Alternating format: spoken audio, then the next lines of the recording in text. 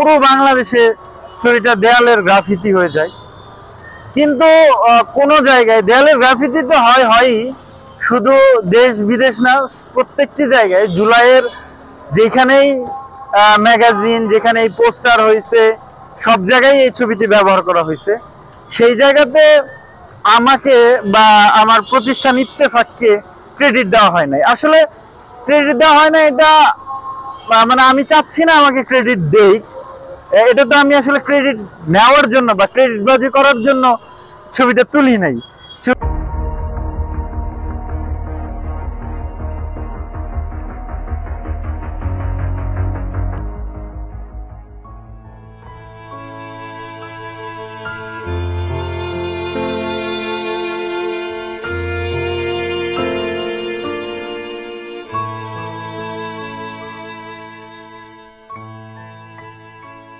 এই পেছনে যে ছবিটা, আসলে এটা হচ্ছে গত বছরের জুলাই আন্দোলনের সময় 31শে জুলাই ছাত্র জনতার মার্চ ফর জাস্টিস কর্মসূচি, হাইকোর্টের দিকে কর্মসূচিটা হয়। আমি তখন ইত্তেফাকে কর্মরত ছিলাম, ইত্তেফাকের একজন সাংবাদিক। আমার আসলে দায়িত্ব ছিল যে সংবাদ সংগ্রহ করা। তো ওই সংবাদ সংগ্রহ করতে গিয়ে হাইকোর্টের যে প্রধান ফটক, ওই সামনে থেকে হচ্ছে যে ওরা মানে এই যে ছেলেটার মুখ চেপে ধরে আর কি, ওই ছেলেটা আসতেছিল, পুলিশ তাদেরকে ধরে নিয়ে আসতেছিল। আমি যখন দেখলাম যে একজন স্টুডেন্ট ধরতেছে, তো আমি স্বাভাবিকভাবে আমার মতো আমি ভিডিও করা শুরু করি। তো ও যখন আসতেছিল, ওরে বিভিন্ন রকমের বলাবলি করতেছিল, তুই শিবির, হ্যাঁ, নাইলে কেন আন্দোলনে আসছিস। ও বারবার বোঝানোর চেষ্টা করতেছিল যে আমি শিবির না। তো যখনই এইসব কথা বলতেছিল, বাকবিতণ্ডা হচ্ছিল, তখন তার মুখ চেপে ধরে। এবং এই ভিডিওটা আমি করি এবং আমার অফিস ইত্তেফাকে পাঠাই। এবং ওই মুখ চেপে ধরার স্পেসিফিক যে জায়গাটা, এটা হচ্ছে থাম্বনেইলে দেওয়া হয়। এবং থাম্বনেইলে দেওয়ার প্রায় 1 ঘন্টার মধ্যে হচ্ছে যে ভিডিওটা এবং এই ছবিটা বিশেষ করে ভাইরাল হয়ে যায় সারা বাংলাদেশেই, রিলস, শর্টস সব জায়গায় চলে আসে।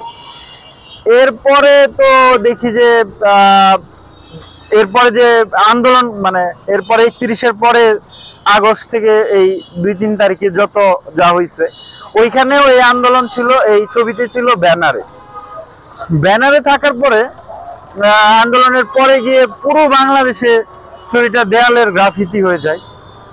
কিন্তু কোনো জায়গায় দেয়ালের গ্রাফিতি তো হয়ই, শুধু দেশ বিদেশ না, প্রত্যেকটি জায়গায় জুলাইয়ের যেখানেই ম্যাগাজিন, যেখানেই পোস্টার হয়েছে, সব জায়গায় এই ছবিটি ব্যবহার করা হয়েছে।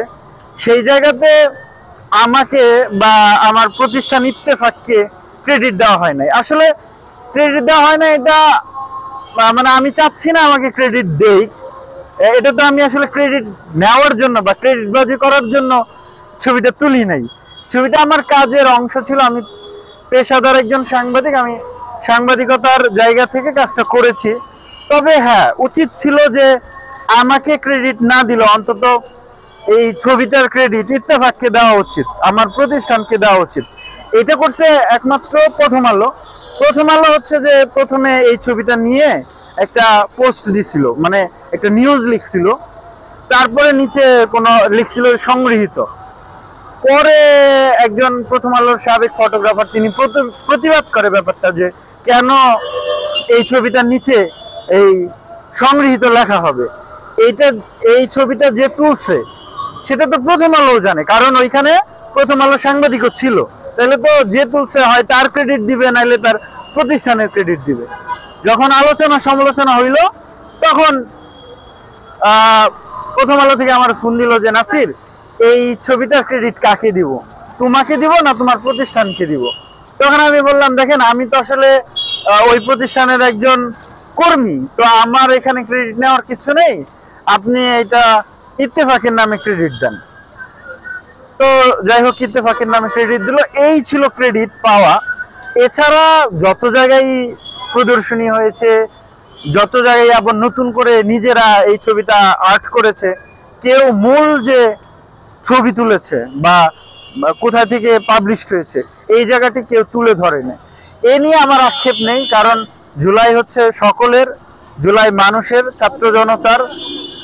আমার হচ্ছে যে এটা মানে আত্মতৃপ্তির জায়গা যে আমি জুলাই আন্দোলনে কিছু একটা করতে পেরেছি। অনেকে তো হাত দিয়ে দিয়েছে, চোখ দিয়ে দিয়েছে, রক্ত দিয়েছে। হ্যাঁ, ওই সময় পরিশ্রম করেছি, ঘাম ঝরেছে, রক্ত ঝরেছে, কিন্তু তারপরেও না একটা অতৃপ্তি থেকে মানে যাইতো যদি এই ছবিটা জুলাই আন্দোলনে যে স্পিরিটের জায়গাটা তুলে না ধরতো, বা এই ছবিটা জুলাই আন্দোলনে বড় ভূমিকা যদি না করতো, তাহলে হয়তো সাংবাদিক হিসেবে আমি হয়তো একটা আত্মতৃপ্তির জায়গাটা আসলে থাকতো না। এখন মনে হয় যে জুলাই আন্দোলনে আমার একটা ছোট্ট কন্ট্রিবিউশন আছে, কেউ না জানুক, আমি তো জানি যে আমি কি করছি, এটাই আমার কাছে অনেক। উদ্যানে হচ্ছে সাইমন শিল্পী গোষ্ঠীর আয়োজনে জুলাই জাগরণ কালচারাল ফেস্ট চলতেছে। আজকে এনসিপির শহীদ মিনারে হচ্ছে সেখানেও প্রোগ্রাম চলতেছে। দুই জায়গাতেই আপনার ছবি সেখানে রয়েছে, কিন্তু কেউ জানে না আসলে কে তুলেছে। এদিকে দেখে কখনো খারাপ লাগে?